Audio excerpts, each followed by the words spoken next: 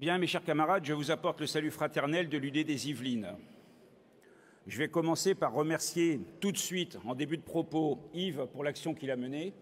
Et je le fais maintenant très sincèrement, mais si jamais on me coupe au bout de 20 minutes, ce sera fait comme ça. J'aurai plusieurs sujets à aborder. J'ai entendu plusieurs d'entre vous, plusieurs camarades, qui parlaient de la santé.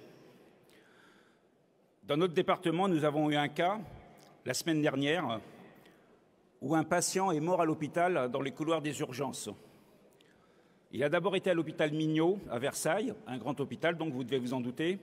Il a été refoulé après 5 heures d'attente.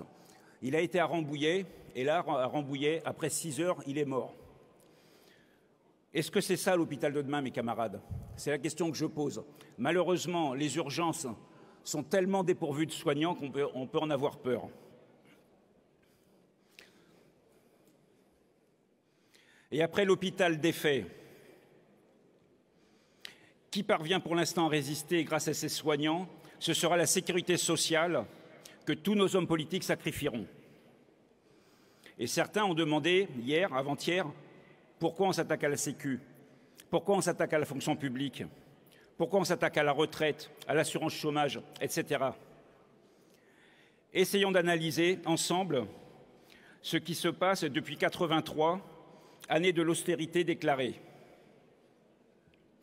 Nous avons eu l'occasion d'en discuter en CA. La finance s'impose de plus en plus ouvertement aux hommes politiques, aux politiques. 2 faits marquants illustrent ça, illustrent ce tournant. En février 1983 est signée la nouvelle convention collective des sidérurgistes américains qui a diminué de 2,65 $ le coût du travail horaire, ce qui a fait gagner au total 3,57 milliards de réduction de coûts.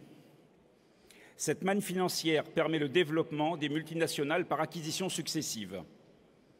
Un autre symbole. En 1978 aux USA toujours, puis en 1987 en Europe, est imposée la déréglementation aérienne, véritable symbole de la marche à la déréglementation totale. En même temps, les immenses investissements réalisés après la libération pour la restructuration du pays, des pays, ont permis une relance économique appelée les 30 Glorieuses. Mais ces investissements ont fini par se tarir et ne suffisaient plus à satisfaire les exigences des propriétaires privés des grands moyens de production. Les détenteurs de capitaux s'engagent dans une course folle au profit et des milliards de milliards sont accaparés et accumulés par une minorité. Pour cette dernière, le modèle social français est une entrave. Ainsi, en 2006, un dirigeant du MEDEF, Kessler, déclare que, je cite, « la cible de l'avalanche des plans de restructuration industrielle, des contre-réformes et des lois de déréglementation, c'est le modèle social français. Et chacune des mesures, petites ou grandes, ont une origine commune, une unité et une volonté, celle d'en finir définitivement avec la mise en application en 1945 des programmes du CNR, Conseil national de la résistance, dont la réalisation la plus remarquable est notre sécurité sociale. Notre Congrès, sans honte aucune, peut et doit se prononcer sur l'antagonisme entre notre modèle social et le modèle économique imposé par la finance. Cette question doit être un point de départ de la résolution générale. Notre Confédération a des responsabilités à porter. Nous sommes en période électorale. Chacun sait que la charte d'Amiens nous protège normalement des influences extérieures. Mais elle ne nous empêche pas, en tant que confédération, de développer des idées qui peuvent être politiques. Par exemple, si l'analyse nous pousse à constater que c'est la mondialisation, le terme anglais de globalisation est d'ailleurs plus juste, qui nous pousse dans nos retranchements, alors je crois que nous ne devons pas avoir peur de condamner celle-ci, au moins dans sa forme actuelle. Comment comprendre que les cabinets de consulting étrangers, qui plus est, donnent le là aux administrations? Comment admettre que des directions entières de ministères puissent répondre aux sollicitations de ces cabinets, et à prix d'or en plus? Et demain, ces mêmes cabinets définiront la manière d'exploitation. Et comment peut-on accepter de voir les droits des salariés se faire laminer au fur et à mesure de lois toujours plus antisyndicales depuis des années. Nous sommes maintenant otages, avec la loi de 2008, de salariés non syndiqués et le patronat voudrait nous chasser de l'entreprise où nous ne pourrions plus rentrer par la suite. Nous ne pouvons plus désigner librement nos délégués syndicaux. La loi de 2008 doit être fermement condamnée et abrogée.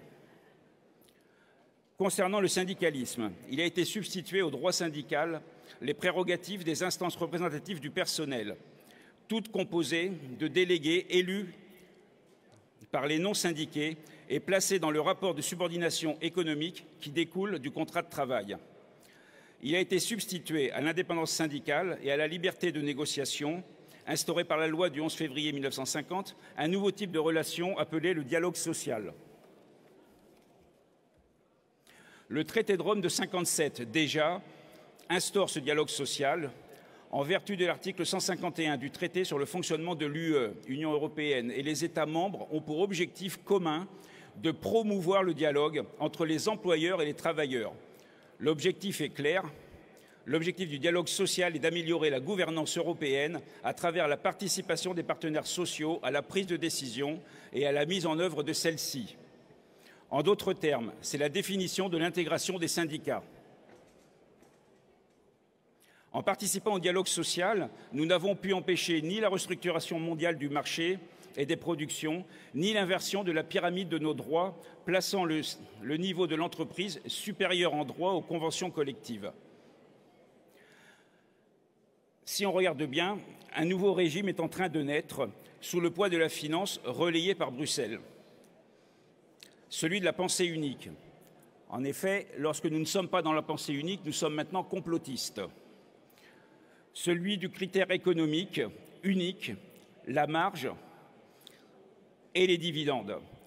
D'ailleurs, à ce sujet-là, j'ai eu l'occasion de discuter, comme beaucoup d'entre vous, avec un grand patron du département qui m'a expliqué que le dividende est la juste rémunération du financement des entreprises. Et je lui ai répondu que le salaire était la juste rémunération du travail, mais que lorsqu'on avait perdu son capital, on pouvait toujours aller travailler pour se faire un peu d'argent.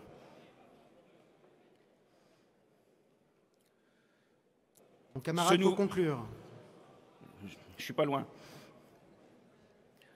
Donc nous étions à la pensée unique, celui du critère économique unique, celui de la mise en cause du principe de l'égalité des droits, celui de la mise en compétition systématique des uns contre les autres dans un seul but de rentabilité financière, celui où chacun des pays perd sa souveraineté par la confiscation de la monnaie, entre autres. Notre confédération doit avoir le courage de reposer ces constats, de les définir, de les condamner, afin de mieux les combattre. C'est ainsi que nous défendrons les intérêts individuels et collectifs des salariés. C'est ainsi que notre confédération se grandira. Je vous remercie, mes camarades.